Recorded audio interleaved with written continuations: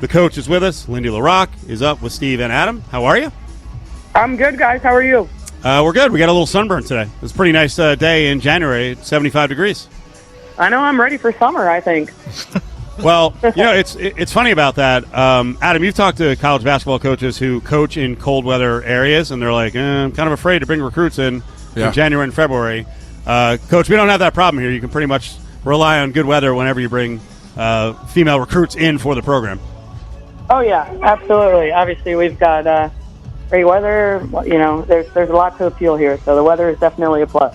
Yeah, Texas recruits, I'm sure, don't want to visit snowy Las Vegas, which it doesn't snow. All right, let's review the season in a minute here, but this is also an important night tomorrow with your tip going down at 6:30.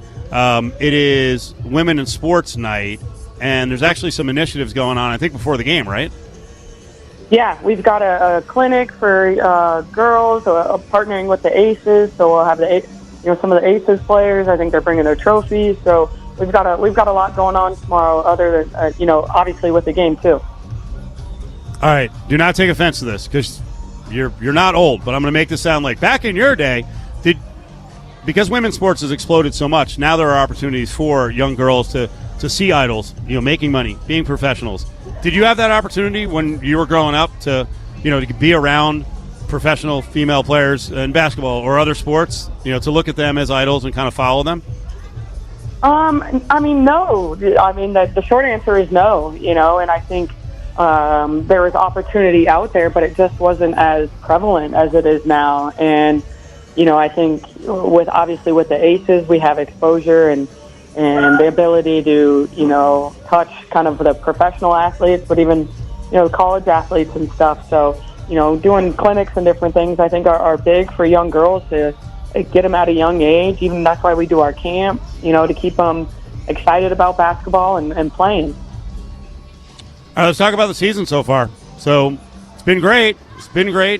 Are you happy? Because last year was just slightly better in the regular season. Not much.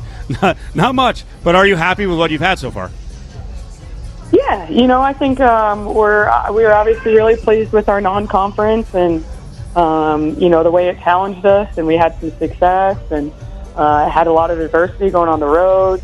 And then conference play, obviously we dropped one to New Mexico, and we hadn't felt a conference loss in a while, so that was a different feeling. But overall, 2 losses on the year. We've won more than we lost, so. I can't really complain too much, and frankly, we've got a long road ahead still. Is Desiree Young better than she was a year ago? Yes. The short answer is yes. How is that happens? What are you seeing? Well, she's, stretched her game, and she just continues to add another level to it. Obviously, her back to the basket, her presence in the paint has kind of been the steady force, but now, when I say kind of perimeter, obviously, she has a great shot. She's shooting 40% from 3 in conference play, so it's low volume. I kind of allow her to take one and a half, and she takes the right ones. But even perimeter for us is just her playing on the perimeter, attacking the basket from, the 3-point line. Obviously, the elbow, the free throw line extended. She's gotten better for sure. So Wyoming's coming in. They are tied with you at the top of the standings. What have we seen from this team this year? What do you have to be worried about with them? Well, it's going to be a battle of the paint. They're obviously, the last time we played them was for the conference championship. So, I'm not sure I know they're going to be excited to play us and try to, avenge that. But they've got a great post player, Allison Ferdig. She's a monster. I mean, she's gotten better. She's more skilled, and she's big down there. So, and they've got some different guards on the perimeter that can do, some different things. But I think, the toughest thing about Wyoming is that they have an identity. They play to it. They know who they are. They don't, get out of control. They're going to run their motion offense. They're going to limit possessions. They're going to play really tough defense. So we know that going in, and we've got to be tougher. Lady Rebels will play tomorrow against Wyoming. It's a 6:30 tip. First 1,000 fans inside the Cox Pavilion get a UNLV rally towel. So I want to expound on Fertig and Desiree. That championship game was one of the most fun games I've watched as a media person because of what I thought Desiree did to Fertig in terms of sort of squeezing the aggression out of her. And I mentioned this to you before, that Desiree plays with a recklessness that is kind of scary, and I actually thought she started to scare Fertig. I really did. Well, I mean, Fertig finished with 7 points and 2 rebounds, and there were a couple times where Desiree's coming down, just barreling down there, and Fertig's big. She's got size on her, and Fertig's like, I don't want any part of this. Yeah. Well, I mean, they're both, such forces, in the paint, but in a lot of ways they're totally opposite, too. Desi's mobile and quick and, has her athleticism. And, Fertig's got the size. She's got 4 or 5 inches on Desi. She's got length and, some power.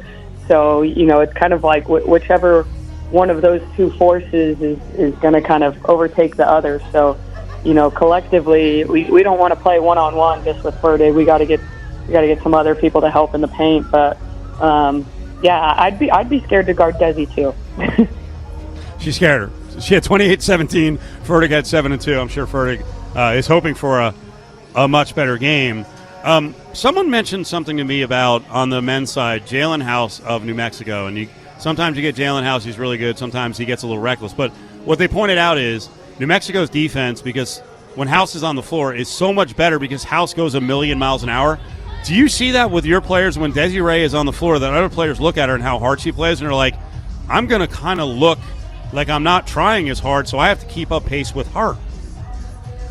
Yeah, I mean, I think obviously it starts with, your best players a lot of the times. Of if they're playing hard, if they're the hardest workers, then, it's contagious, and the other one, the other teammates around there want to do the same. If Desi's diving on loose balls, then, you don't have an excuse not to as someone else if there's another loose ball. So, I think there is a lot of validity in that, and Desi does play really hard. And so our team, follows suit, and that's one thing that we have to do tomorrow. We have to play really hard. Well, you definitely have an inside game that is to be feared, and Desiree is the lead at almost 20 points a game and 9 rebounds. We knew that Alyssa Brown could hit another level, and she's up to 8 rebounds per game, and she can face the basket. How cool has it been for you to see Obi Izor come back from a pretty rough knee injury, and she's been good? I mean, has she surprised you how good she's been? No, I think, obviously, we all knew NECA before she got hurt and what she's capable of. And if anything, I'm just really happy for her to, get back to finding that success. And, it just takes a little bit longer than I think anyone ever wants after an injury, and the injured and included. And so, she's playing her best ball at the right time. And frankly, I think she can still get even better. But, she in conference play, she's like at 10 points, 6 rebounds in, 20 minutes. And again, that's pretty productive off the, whether she's off the bench or, obviously she stepped in the other day for AB when she was out. 7-1 Lady Rebels in the Mountain West Conference take on 7-1 Wyoming. Also in that Mountain West Conference. It's a 6:30 tip tomorrow. UNLVtickets.com, or just go up to the Cox Pavilion and grab your tickets. One other thing I have to mention, and kudos to you. I know you had the stumble against Seton Hall, and I didn't like that because I don't like Seton Hall. I'm a Jersey guy, but not a Seton Hall guy. Your non-con, you beefed it up, and it has paid off because you've seen in the past, right, the numbers in the net, it just did not treat some group of 5 schools well, like yourself, and man, it's paid off. I looked it up today. That's a very solid net in terms of making it to the tournament, giving yourself a chance at a second bid in conference and a good seed.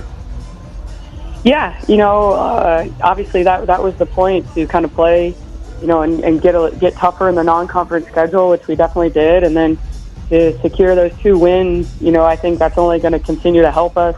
Obviously, it was great just in, our own confidence, but, once we kind of get into March and people start to look at, seeding or just the net and all of that, Oklahoma's gone on to win, some big games, and Arizona's obviously in an incredible conference in the Pac-12, and they've won some big games. So, we're cheering for them. Yeah, you have to, right? That's the way it works. All right, Coach. Well, we appreciate a couple minutes, and good luck in the game tomorrow. Like I said, I'm looking forward to it. And fans out there, just the matchup alone in the paint is worth it. It's going to be freaking super entertaining. So good luck in the game. Thanks, guys. Appreciate you having me on.